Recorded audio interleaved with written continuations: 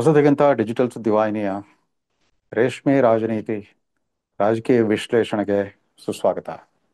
ಮಿತ್ರದ್ರೋಹ, ಅಂದು ಚೀನಾ, ಇಂದು ಅಮೆರಿಕ. ಅಮೆರಿಕದ ಅಧ್ಯಕ್ಷ ಡೊನಾಲ್ಡ್ ಟ್ರಂಪ್ ಅವರು ಭಾರತದ ಪ್ರಧಾನಮಂತ್ರಿ ನರೇಂದ್ರ ಮೋದಿ ಅವರನ್ನ ತಮ್ಮ ಪರಮಾತ್ಮ ಮಿತ್ರ ಅಂತ ಕಳೆದ 10 ವರ್ಷಗಳಿಂದ ಹೇಳ್ತಾ ಬಂದಿದ್ರು. ಅವರ ಮೊದಲ ಅವಧಿಯಿಂದನೇ 2016ರಿಂದ 2020ರವರೆಗೆ ಮೊದಲ ಅವಧಿ, ತದನಂತರ ಇದೀಗ ಆರಂಭವಾಗಿರೋ ಎರಡನೇ ಅವಧಿ. ಅಧಿಕಾರದಿಂದ ಹೊರಗುಳಿದಿದ್ದಾಗಲೂ ಕೂಡ ಭಾರತ ಅಮೆರಿಕದ ಪರಮ ಮಿತ್ರ. ನಮ್ಮಿಬ್ಬರಿಗೂ ಸಮಾನ ಮೌಲ್ಯಗಳ ಒಂದು ಇತಿಹಾಸವೇ ಇದೆ. ಸಮಾನ ಮನಸ್ಕರು. ಪ್ರಪಂಚದ ಅತಿ ದೊಡ್ಡ ಪ್ರಜಾಪ್ರಭುತ್ವ ರಾಷ್ಟ್ರ ಭಾರತ, ಪ್ರಪಂಚದ ಅತಿ ಪುರಾತನ ಪ್ರಜಾಪ್ರಭುತ್ವ ರಾಷ್ಟ್ರ ಅಮೆರಿಕ ಅಂತ ಹೇಳ್ಕೊಳ್ತಾ ಇದ್ರು. ಎಲ್ಲವೂ ಕೂಡ ತಲೆ ಕೆಳಗಾದಂತಿದೆ.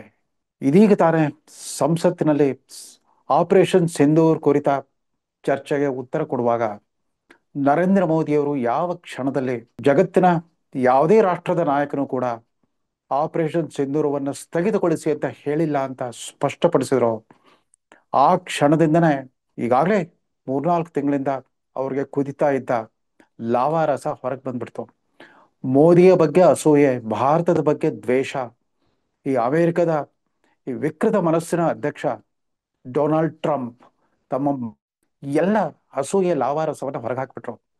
ಆ ಕ್ಷಣವೇ ಇವತ್ತಿನಿಂದ ಅಂದ್ರೆ ಆಗಸ್ಟ್ 1ರಿಂದ ಜಾರಿಗೆ ಬರೋ ಹಾಗೆ ನಾವು ಭಾರತದ ಮೇಲೆ ಟ್ಯಾರಿಫ್ 25% ಭಾರತದಿಂದ ಆಮದಾಗೋ ವಸ್ತುಗಳ ಮೇಲೆ ನಾವು ತಾರಿಫ್ ವಿಧಿಸ್ತಾ ಇದ್ದೇವೆ. ಅದರ ಜೊತೆಗೆ ಕಳೆದ 4-5 ವರ್ಷಗಳಿಂದ ಯುಕ್ರೇನ್ ಯುದ್ಧ ಶುರುವಾದಾಗಿಂದ ರಷ್ಯಾ ಜೊತೆಗೆ ವ್ಯಾಪಾರವನ್ನ ಮುಂದುವರಿಸ್ಕೊಂಡು ಬಂದಿರೋ ಭಾರತಕ್ಕೆ ಆ ಅಪರಾಧಕ್ಕಾಗಿ ಮತ್ತೆ 10% ನಾವು ದಂಡವನ್ನು ಕೂಡ ಹಾಕ್ತೇವೆ ಅಂತಂದ್ಬಿಟ್ಟು ಘೋಷಣೆ ಮಾಡಿದ್ರು. ಅಷ್ಟೇ ಅಲ್ಲ, ಪಾಕಿಸ್ತಾನ್ ತುಂಬಾ ಸುಂದರವಾದ ದೇಶ. ಅಲ್ಲಿ ತೈಲ ನಿಕ್ಷೇಪಗಳಿದೆ. ಆ ತೈಲ ನಿಕ್ಷೇಪಗಳನ್ನ ಮುಂದೆ ಅದನ್ನ ಅಭಿವೃದ್ಧಿ ಪಡಿಸ್ಲಿಕ್ಕೆ ಅಮೆರಿಕ ದೇಶ ಅಲ್ಲಿ ದೊಡ್ಡ ಮಟ್ಟದ ಬಂಡವಾಳ ಹೂಡಿಕೆ ಮಾಡುತ್ತೆ. ಮುಂದೊಂದು ದಿವಸ ಪಾಕಿಸ್ತಾನಕ್ಕೆ ಪಾಕಿಸ್ತಾನವೇ ಭಾರತಕ್ಕೆ ತೈಲವನ್ನ ಮಾರಾಟ ಮಾಡೋ ದಿನ ಬರ್ಬೋದು ಅಂತ ಹೇಳಿದ್ರು. ಅಲ್ಲಿಗೆ ನಿಲ್ಸಿದ್ರೆ ಸಾಕಾಗಿತ್ತು. ಅವರು ಸಿಟ್ಟು, ಆಕ್ರೋಶ ಯಾವ ಮಟ್ಟಕ್ಕೆ ಹೋಗಿತ್ತು ಅಂತಂದ್ರೆ, ಭಾರತ ಮತ್ತು ರಷ್ಯಾ ತಮ್ಮ ಸತ್ತ ಆರ್ಥಿಕ ವ್ಯವಸ್ಥೆಯೊಂದಿಗೆ ಮುಳುಗೋಗ್ಲಿ ಅಂದ್ಬಿಟ್ಟು ಅವೆರಡನ್ನು dead economies, let India and Russia go down with their dead economies ಅಂತಂದ್ಬಿಟ್ರು.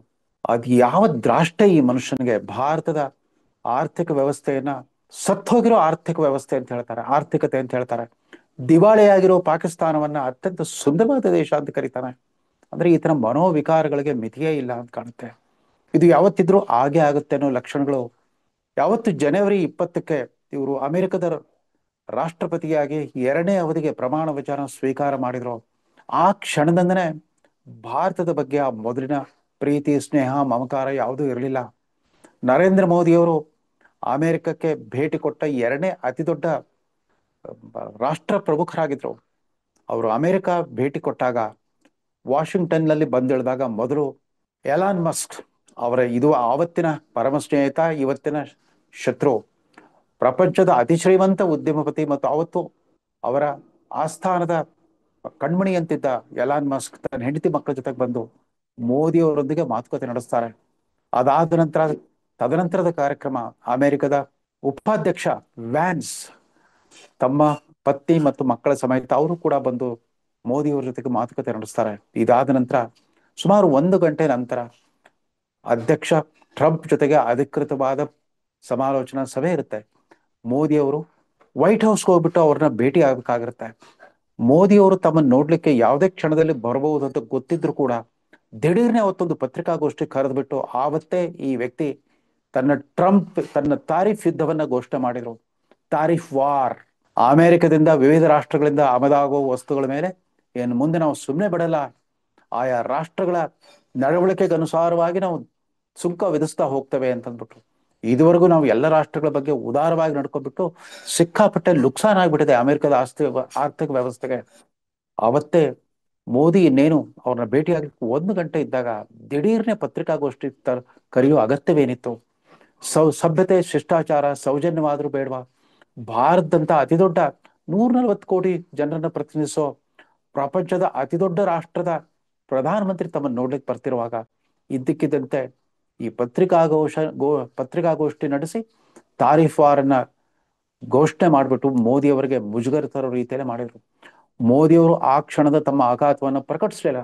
Soujanya ದೃಷ್ಟಿಯಿಂದ ಅವ್ರನ್ನ ಭೇಟಿ ಮಾಡಿದ್ರು, ಮಾತುಕತೆ ನಡೆಸಿದ್ರು, ಅಲ್ಲಿನ ಅಧಿಕೃತ ಕಾರ್ಯಕ್ರಮಗಳಿಗೆ ಪಾಲ್ಗೊಂಡ್ರು. ಮೋದಿಯವರಲ್ಲಿ ಇರೋಷ್ಟು ಕ್ಷಣ ಬಹಳ ಮೊದಲಿನ ಅದೇ ಆತ್ಮೀಯತೆ ಗೌರವ ತೋರಿಸಿದಾಗ ನಟಿಸಿದ ಈ ವ್ಯಕ್ತಿ ಮೋದಿಯವರು ದೇಶಕ್ಕೆ ವಾಪಸ್ ಮರಳಿದ ಸ್ವದೇಶಕ್ಕೆ ಬರ್ತಿರೋ ಹಾಗೇನೆ ಮಾಡಿದ್ದೇನು, ಈಗಾಗಲೇ ಮೇಕ್ ಅಮೇರಿಕಾ ಗ್ರೇಟ್ ಅಗೈನ್ ತಮ್ಮ ಮಗ ಅನ್ನೋ ಈ ಪ್ರಣಾಳಿಕೆ ಅನುಷ್ಠಾನ ಶುರು ಮಾಡಿಬಿಟ್ರು. ಅದರಲ್ಲೂ ಪ್ರಮುಖ ಅಂಶ ಅಕ್ರಮ ವಲಸಿಗರನ್ನ ಹೊರಗೆ ಹಾಕೋದು, ಡಿಪೋರ್ಟೇಷನ್ ಆಫ್ ಇಲ್ಲಿಗಲ್ ಇಮಿಗ್ರೆಂಟ್ಸ್. ಅದಕ್ಕೆ ಮೊದಲು ಶಿಕಾರಿ ಆಗಿದ್ದೆ ಭಾರತದಿಂದ ವಲಸೆ ಹೋದವರು ಅಂತ ಆರೋಪಿಸಲಾದ ನೂರಾರು ಜನರನ್ನ, ಅಂದ್ರೆ 3 ಲೋಡ್ ಅಮೆರಿಕದ ಅತಿ ದೊಡ್ಡ ಜಂಬೋ ಸೈಜ್ ಜೆಟ್ ವಿಮಾನಗಳಲ್ಲಿ, ಅದು ಸೇನಾ ವಿಮಾನಗಳಲ್ಲಿ, ಅಲ್ಲಿ ಸರಿಯಾದ ಆಸನದ ವ್ಯವಸ್ಥೆ ಕೂಡ ಇರಲ್ಲ, ಅಂಥ ದೊಡ್ಡ ವಿಮಾನಗಳಲ್ಲಿ, ಮಿಲಿಟರಿ ವಿಮಾನಗಳಲ್ಲಿ ಸುಮಾರು 3 ತಂಡಗಳಾಗಿ ಅವ್ರನ್ನ ಭಾರತಕ್ಕೆ ತಂದು ಅಮೃತ್ಸರದಲ್ಲಿ ಡಂಪ್ ಮಾಡಿದ್ರು ಟ್ರಂಪ್. ಅವ್ರನ್ನ ನಡೆಸ್ಕೊಂಡ ರೀತಿ, ಅವರ ವಿಮಾನ ಯಾತ್ರೆ ಕೂಡ ಯಾವ ತರ ಇತ್ತು ಅಂದ್ರೆ, ಅವ್ರಿಗೆ ಕೈ ಕಾಲುಗಳಿಗೆ ಬೇಡಿ ಹಾಕ್ಬಿಟ್ಟು, ಕೈ ಕೊಳ ತೊಡಸ್ಬಿಟ್ಟು, ಕಾಲಿಗೆ ಚೈನ್ ಹಾಕ್ಬಿಟ್ಟು ಅವ್ರನ್ನ ಏನೋ ಅಂತಾರಾಷ್ಟ್ರೀಯ ಕ್ರಿಮಿನಲ್ ಅಪರಾಧಿಗಳನ್ನೋ ರೀತಿಯಲ್ಲಿ ನಡೆಸ್ಕೊಂಡ್ರು ಟ್ರಂಪ್. ಆಗ್ಲೂ ಕೂಡ ಭಾರತ ಸರ್ಕಾರ ಪ್ರತಿಭಟಿಸಲಿಲ್ಲ. ಇದು ಮಾನವ ಹಕ್ಕುಗಳ ಉಲ್ಲಂಘನೆ ಅಂತ ಕೂಡ ಭಾರತ ಹೇಳಿಲ್ಲ. ಅತಿಯಾದ ಸಂಯಮ ತೋರ್ತಾ ಬಂದ್ರು. ಅಷ್ಟಕ್ಕೆ ಸುಮ್ಮನಾಗಿಲ್ಲ ಟ್ರಂಪ್. ಈ ಪೆಹಲ್ಗಾಮ್ ಹಿಂಸಾಚಾರ ನಡೀತು, ಅದನ್ನ ಖಂಡಿಸಿದ್ರು. ಯಾಕಂದ್ರೆ ಅವತ್ತೇ ಅವರು ಉಪಾಧ್ಯಕ್ಷ JD ವ್ಯಾನ್ಸ್ ಭಾರತದ ಪತ್ನಿ ಸಮೇತ ಭಾರತದ ಪ್ರವಾಸದ ಅಂತಿಮ ಘಟ್ಟದಲ್ಲಿದ್ರು. ಅವರು ನವದೆಹಲಿಯಲ್ಲಿ ಕ್ಯಾಂಪ್ ಮಾಡಿದ್ದಾಗ್ಲೇನೆ ಪೆಹಲ್ಗಾಮ್ ಹಿಂಸಾಚಾರ ನಡೀತು, ಮಾರಣ ಹೋಮ ನಡೆದಿತ್ತು. ಅದನ್ನ ಖಂಡಿಸಿದ್ರು ನಿಜ. ಅದಾದ್ಮೇಲೆ ಮೇ 6, 7 ಯಾವಾಗ ಮೋದಿಯವರ ಆಪರೇಷನ್ ಸಿಂಧೂರದ ಮೊದಲ ಹಂತ ಯಶಸ್ವಿಯಾಗಿ ನಡೀತಾವ, ತಮ್ಮ ಟ್ರುತ್ ಅನ್ನೋ ಆ ವೆಬ್ಸೈಟ್ ಅಲ್ಲಿ ಶೇಮ್ಫುಲ್ ಅಂತ ಒಂದು ಉದ್ಗಾರ ಬೆಳೆದ್ರು. ಅದನ್ನ ಭಾರತದ ಮಾಧ್ಯಮಗಳು ಅಷ್ಟಾಗಿ ಗಮನ ಕೊಡ್ಲಿಕ್ಕೆ ಹೋಗ್ಲಿಲ್ಲ. ಎಲ್ಲರೂ ಯುದ್ಧ ಸಂಬಂಧಿ ಕುತೂಹಲದಲ್ಲಿ ಮುಳುಗಿದ್ರಿಂದ ಅದನ್ನು ಗಮನಿಸ್ಲಿಲ್ಲ. ಶೇಮ್ಫುಲ್, ನಾಚಿಗೇಡು. ಇವರು ಯಾರನ್ನು ಉದ್ದೇಶಿಸಿ ಹೇಳಿದ್ರೇನೋ, ಆ ಪಹಲ್ಗಾಮ್ನಲ್ಲಿ ನಡೆದ ಮಾರಣ ಹೋಮ ಅದು ಶೇಮ್ಫುಲ್, ಅಥವಾ ಅದಕ್ಕೆ ಪ್ರತಿಕಾರ ರೂಪದಲ್ಲಿ ಭಾರತ ನಡೆಸಿದ ಆಪರೇಷನ್ ಸಿಂಧೂರ ಅದು ನಾಚಿಗೇಡು. ಭಾರತ ಸರ್ಕಾರ ಕೂಡ ಅದನ್ನು ಅಲಕ್ಷಿಸ್ಬಿಡ್ತು. ಟ್ರಂಪ್ ಅವರ ಮನಸ್ಥಿತಿ ಪ್ರಕಟವಾಗ್ಲಿಕ್ಕೆ ಶುರು ಆಗಿದ್ದೆ ಆವತ್ತಿನಿಂದ. ಅದಾದ ನಂತರ ಅಷ್ಟಕ್ಕೆ ಸುಮ್ಮನಾಗ್ಲಿಲ್ಲ. 4 ದಿನಗಳ ಮೇಲೆ ಭಾರತ ಮೊದಲು ಭಯೋತ್ಪಾದಕರ ತರಬೇತಿ ಕೇಂದ್ರಗಳು ಮತ್ತು ಅವರ ಆಶ್ರಯ ತಾಣಗಳನ್ನೆಲ್ಲ ನಾಶ ಮಾಡಿತು. ಅದಾದ ನಂತರ 2ನೇ ಹಂತದಲ್ಲಿ ಮೇ 9 ಮತ್ತು 10 ಬೆಳಗಿನಿಂದ ಮಧ್ಯರಾತ್ರಿಯಿಂದ ಮಧ್ಯಾಹ್ನದವರೆಗಾಗಿ ಅವರ ಮಿಲಿಟರಿ ನೆಲೆಗಳು, ವಿಶೇಷವಾಗಿ ವಾಯು ನೆಲೆಗಳನ್ನ ನಾಶ ಮಾಡಿತು.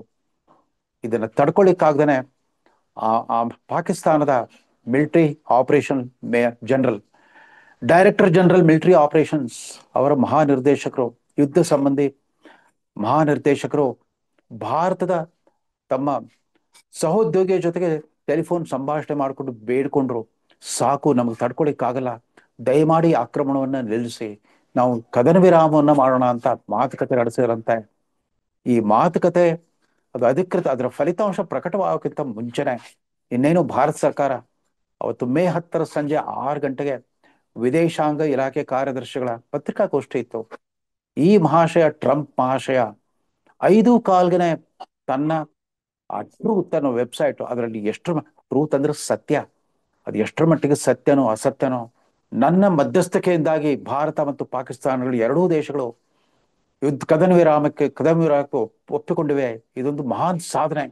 ನಾನು ಈ ಕದನ ವಿರಾಮಕ್ಕೆ ಒಪ್ಪಿಸದೆ ಹೋಗಿದ್ರೆ ಒಂದು ದೊಡ್ಡ ನ್ಯೂಕ್ಲಿಯರ್ ಯುದ್ಧವೇ ಇತ್ತು, ಅಣ್ವಸ್ತ್ರ ಯುದ್ಧವೇ ನಡೀತಾ ಇತ್ತು. ಅಂತ ಒಂದು ಅನಾಹುತವನ್ನ ತಪ್ಪಿಸ್ಬಿಟ್ಟು ನಾನು ಮಾನವ ಕುಲವನ್ನ ಕಾಪಾಡಿಕೊಂಡಿದ್ದೇನೆ ಅನ್ನೋ ಅರ್ಥ ಬರೋ ಒಂದು ಸಂದೇಶವನ್ನ ಬಿತ್ತರಿಸಿದ್ರು. ಇದು ಭಾರತ ಸರ್ಕಾರಕ್ಕೆ ಅತೀವ ಮುಜುಗರ ಉಂಟು ಮಾಡಿದ್ದು ಸಹಜ. ಪಾಕಿಸ್ತಾನ ಸರ್ಕಾರವಾಗ್ಲಿ ಭಾರತ ಸರ್ಕಾರವಾಗ್ಲಿ ಅಧಿಕೃತವಾಗಿ ಪ್ರಕಟಿಸೋಕ್ಕಿಂತ ಮುಂಚೆನೆ ಇದ ಪೂರ್ವಭಾವಿಯಾಗಿ ಸುದ್ದಿವಾಹಿನಿಗಳು ಬ್ರೇಕಿಂಗ್ ನ್ಯೂಸ್ ಅಂತ ಮಾಡ್ತಾರಲ್ಲ, ಪೈಪೋಟಿಗೆ ಬಿದ್ಬಿಟ್ಟು ಬ್ರೇಕಿಂಗ್ ನ್ಯೂಸ್, ಆ ತರ ಭಾರತ ಪಾಕಿಸ್ತಾನಗಳು ಕದನ ವಿರಾಮಕ್ಕೆ ಒಪ್ಕೊಂಡಿವೆ ಅಂತ ಹೇಳ್ಬಿಟ್ರು.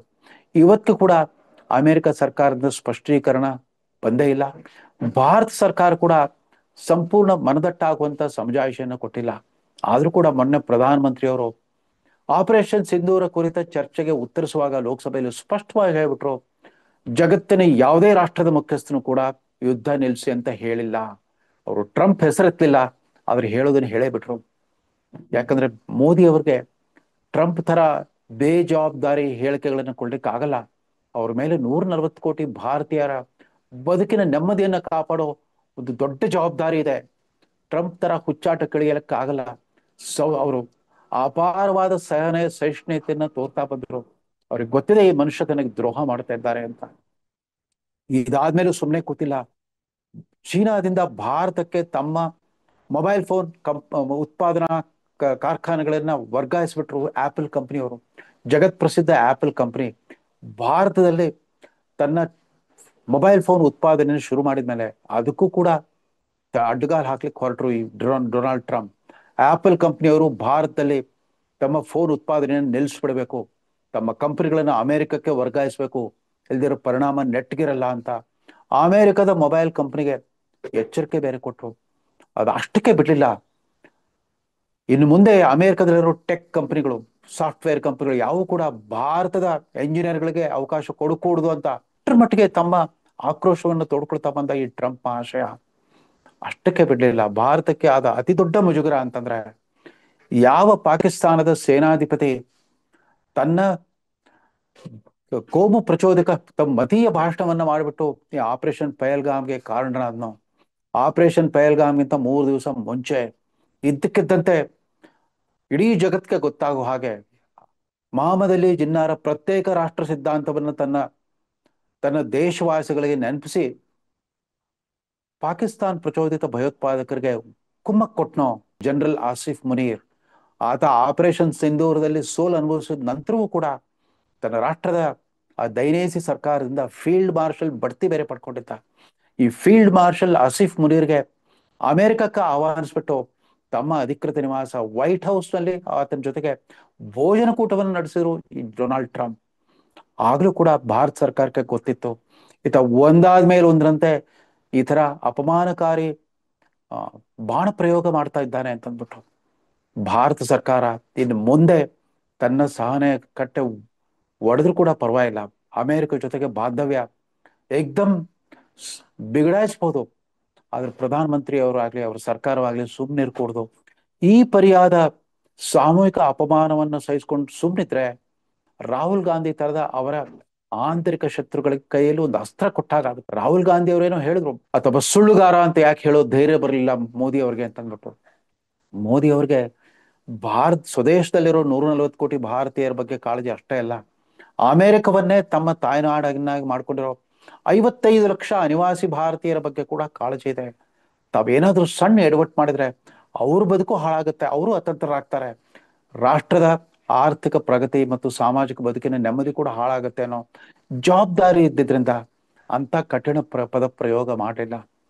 ಇದಾದ ನಂತರ ಮೋದಿಯವರು ಯಾವಾಗ ಟ್ರಂಪ್ 30 ಬಾರಿ ಘೋಷಣೆ ಮಾಡ್ತಾ ಬಂದ ವಿಚಾರವನ್ನ ಅದು ಸುಳ್ಳು ಅಂತ ಘೋಷಣೆ ಮಾಡಿದ್ರು, ಅದಕ್ಕೆ ಪ್ರತಿಕಾರ ರೂಪದಲ್ಲಿ ಮರುದಿನವೇ ತಾರೀಫ್ ಸಮರವನ್ನ ಸಾರಿದ್ದಷ್ಟೇ ಅಲ್ಲ, ತೀರ ಕೆಟ್ಟ ಭಾಷೆಯಲ್ಲಿ ರಷ್ಯಾ ಮತ್ತು ಭಾರತದ್ದು ಸತ್ತ ಆರ್ಥಿಕ ವ್ಯವಸ್ಥೆಗಳು ಅಂತ ಹೇಳಿದ್ರು. ಯಾವ ಆಧಾರದ ಮೇಲೆ ಹೇಳಲಿಕ್ಕೆ ಸಾಧ್ಯ? ಇವತ್ತಿಗೆ 34 ವರ್ಷಗಳ ಹಿಂದೆ ಡಾಕ್ಟರ್ ಮನಮೋಹನ್ ಸಿಂಗ್ ಪ್ರಣೀತ ಆರ್ಥಿಕ ನೀತಿ ಬಂದಾಗಿಂದ ಭಾರತ ಮೊದಲು 10ನೇ ಸ್ಥಾನಕ್ಕೆ ಬಂದಿತ್ತು, ಈಗ 5ನೇ ಸ್ಥಾನದಲ್ಲಿದೆ. ಪ್ರಪಂಚದ 5ನೇ ಅತಿ ದೊಡ್ಡ ಆರ್ಥಿಕ ಶಕ್ತಿ ಅಂತ ಅನ್ಸ್ಕೊಂಡಿರುವಾಗ ವಿವಿಧ ಕ್ಷೇತ್ರಗಳಲ್ಲಿ ಅಭಿವೃದ್ಧಿ ಸಾಧನೆಗಳ ಸಂಕೇತಗಳು ಕಣ್ಣೆದುರಿಗೆ ಗೋಚರಿಸ್ತಾ ಇರುವಾಗ ಹೇಗೆ ಈ ವ್ಯಕ್ತಿ ಪಾಕಿಸ್ತಾನ ಮತ್ತು ಭಾರತವನ್ನ ಸಮೀಕರಿಸ್ಬಿಟ್ಟು ಮಾತಾಡಕ್ಕೆ ಸಾಧ್ಯ? ಟ್ರಂಪ್ ಇವತ್ತು ಮೋದಿ ಅವರಿಗೆ ಇದು ದೊಡ್ಡ ಮಿತ್ರ ದ್ರೋಹ ಅನಿಸಿರ್ಬೋದು, ಸಹಜ. ಇದೇ ಸ್ಥಿತಿ 1962ರಲ್ಲಿ ಚೀನಾ ದೇಶ ಭಾರತದ ಮೇಲೆ ಏಕ್ದಮ್ ಆಕ್ರಮಣ ಮಾಡಿದಾಗ ಆವತ್ತಿನ ಪ್ರಧಾನಮಂತ್ರಿ ಜವಾಹರ್ಲಾಲ್ ನೆಹರು ಅವರ ಸ್ಥಿತಿ ಕೂಡ ಹಾಗೆ ಆಗಿತ್ತು. ಚೀನಾದ ಪ್ರಧಾನಮಂತ್ರಿ ಚೌವೆನ್ ಲಾಯ್, ಅಲ್ಲಿ ಅಧ್ಯಕ್ಷ ಮಾವೋ ಸೆತುಂಗ್, ಪ್ರಧಾನಮಂತ್ರಿ ಚೌವೆನ್ ಲಾಯ್ ಅವರು ಜವಾಹರ್ಲಾಲ್ ನೆಹರು ಅವ್ರ ಜೊತೆಗೆ ಅಲಿಪ್ತ ರಾಷ್ಟ್ರ ಶೃಂಗ ಸಮ್ಮೇಳನ ನಡೆದಾಗ 1955ರಲ್ಲಿ ಬಾಂಡುಂಗ್, ಇಂಡೋನೇಷ್ಯಾದ ಬಾಂಡುಂಗ್ ಎಂಬಲ್ಲಿ ಅಲಿಪ್ತ ರಾಷ್ಟ್ರಗಳ ಶೃಂಗ ಸಮ್ಮೇಳನ ನಡೆದಾಗ ಹಿಂದಿ ಚೀನಿ ಭಾಯಿ ಭಾಯಿ ಎಂದು ಘೋಷಿಸಿದ್ರು. ಭಾರತ ಚೈನಾ ಸಹೋದರರಿದ್ದಂತೆ ಎಂದು ಘೋಷಣೆ ಮಾಡಿದ್ರು. ಆ ಭಾಯಿ ಭಾಯಿ ಘೋಷಣೆಯನ್ನ ನೆಚ್ಚಿಕೊಂಡ ಜವಾಹರ್ಲಾಲ್ ನೆಹರು ನಿರ್ಲಿಪ್ತರಾಗ್ಬಿಟ್ಟಿದ್ರು. ಚೀನಾದಂತ ಪರಮ ಮಿತ್ರ ರಾಷ್ಟ್ರ ನಮ್ಮ ಮೇಲೆ ಯಾವುದೇ ತರದ ಅನಾಹುತ ಮಾಡ್ಲಾರರು ಅಂತ ನಂಬ್ಕೊಂಡಿದ್ರು. ಇದು ಭಾರತೀಯರ ಜನಸಾಮಾನ್ಯರದು ಅದೇ ಮನಸ್ಥಿತಿ, ಭಾರತದ ನಾಯಕರದು ಅದೇ ಮನಸ್ಥಿತಿ. ನಮ್ಮ ಪರಂಪರಾನುಗತ ಆ ಮಾನವತಾವಾದ ಏನಿದೆ ಅದರ ಸಂವೇದನೆಗಳಿಂದಾಗಿ ನಾವು ಬಂಧು ಮಿತ್ರರನ್ನ, ಸ್ನೇಹಿತರನ್ನ, ನೆರೆಹೊರೆಯವರನ್ನ ನಂಬಿಕೊಂಡು ಜೀವನ ನಡೆಸ್ತೇವೆ. ಈ ನಂಬಿಕೆ ಅನೇಕ ಸಾರಿ ಕೈ ಕೊಡುತ್ತೆ. ಅವತ್ತು ಹಾಗೆ ಆಯ್ತು. ಚೀನಾ ದೇಶ ಅಕ್ಟೋಬರ್ 20, 1962 ಏಕ್ದಮ್ ಭಾರತದ ಈಶಾನ್ಯ ಭಾಗದಲ್ಲಿ ಅದು ಹಿಮಾಚ್ಛಾದಿತ ಪರ್ವತ ಶ್ರೇಣಿಗಳಲ್ಲಿ ಏಕ್ದಮ್ ದಾಳಿ ನಡೆಸಿತು. ಅಕ್ಸಾಯಿ ಚಿನ್ ಪ್ರದೇಶವನ್ನ ತನ್ನ ವಶಪಡಿಸ್ಕೊಂಡ್ಬಿಡ್ತು. ಅರುಣಾಚಲ್ ಪ್ರದೇಶ, ಅವತ್ತು ನೇಫಾ ಅಂತ ಕರಿತಾ ಇದ್ರು, ನಾರ್ತ್ ಈಸ್ಟರ್ನ್ ಫ್ರಂಟ್ ಏಜೆನ್ಸಿ ಅಂತ. ಅರುಣಾಚಲ್ ಪ್ರದೇಶವನ್ನು ಕೂಡ ಆಕ್ರಮಿಸ್ಕೊಳ್ಳೋ ಪ್ರಯತ್ನ ಮಾಡ್ತು, ಅದು ಸಾಧ್ಯವಾಗಲಿಲ್ಲ. ಆದ್ರೆ ಅಕ್ಸಾಯಿ ಚಿನ್ ಪ್ರದೇಶ ಇವತ್ತಿಗೂ ಚೀನಾದ ವಶದಲ್ಲೇ ಉಳ್ಕೊಂಡ್ಬಿಡ್ತು. ಜವಾಹರ್ಲಾಲ್ ನೆಹರು ಅವ್ರಿಗೆ ಆವತ್ತು ಪಶ್ಚಾತ್ತಾಪ ಆಗಿತ್ತು. ಚೀನಾದ ಈ ಮಿತ್ರದ್ರೋಹ ಅವರ ಅವರ ಅವರನ್ನ ದೈಹಿಕವಾಗೂ, ಮಾನಸಿಕವಾಗೂ, ಬೌದ್ಧಿಕವಾಗೂ ಜರ್ಜರಿತರಾಗಿಸ್ಬಿಡ್ತು.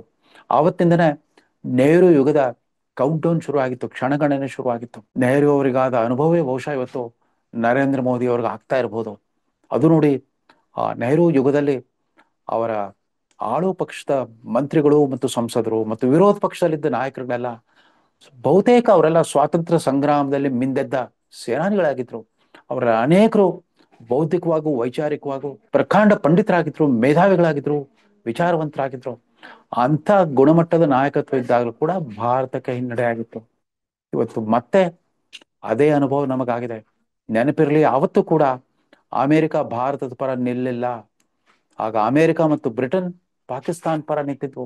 ಅದಾದ ನಂತರ ನಿರಂತರವಾಗಿ ಪಾಕಿಸ್ತಾನಕ್ಕೆ ಮಿಲಿಟರಿ ಬೆಂಬಲವನ್ನು ಕೊಡ್ತಾ ಬಂದಿದೆ ಅಮೆರಿಕ.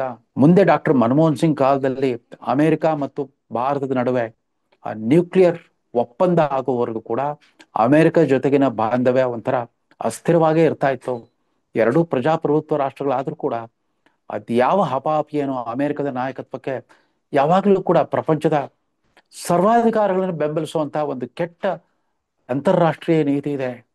ಅದೇನೇ ಇರಲಿ, ಮೋದಿ ಅವರ 11 ವರ್ಷಗಳ ಪ್ರಧಾನಮಂತ್ರಿಗಿರಿಯ ಅತ್ಯಂತ ಕಠೋರ ಅಗ್ನಿ ಪರೀಕ್ಷೆ ಈ ಟ್ರಂಪ್ರ ಈ ತಾರಿಫ್ ವಾರ್. ಇದನ್ನ ಯಶಸ್ವಿಯಾಗಿ ನಿರ್ವಹಿಸಬಲ್ಲ ಆರ್ಥಿಕ ಸುಭದ್ರತೆ ಭಾರತದಲ್ಲಿದೆ. ಅವರ ಸರ್ಕಾರ ಕೂಡ ಇದುವರೆಗೂ ಕೂಡ ಅದೇ ತರದ ಆಡಳಿತದಲ್ಲಿ ಮುತುವರ್ಜಿ ಮತ್ತು ಜವಾಬ್ದಾರಿಯಿಂದ ಮತ್ತು ಶಿಸ್ತಿನಿಂದ ನಡ್ಕೊಳ್ತಾ ಬಂದಿದೆ. ಹೀಗಾಗಿ ಇನ್ನೂ ಕೂಡ ಮೋದಿ ನಾಯಕತ್ವವನ್ನ ಮತ್ತು ಅವ್ರ ಸರ್ಕಾರದ ಆ ಕಾರ್ಯಕ್ಷಮತೆಯನ್ನ ಭಾರತೀಯರು ನಂಬ್ಕೊಳ್ಬಹುದು ಅನ್ನೋ ವಿಶ್ವಾಸದೊಂದಿಗೆ ಈ ಸಂಚಿಕೆಯನ್ನು ಮುಗಿಸ್ತಾ ಇದ್ದೇನೆ. ನಮಸ್ಕಾರ.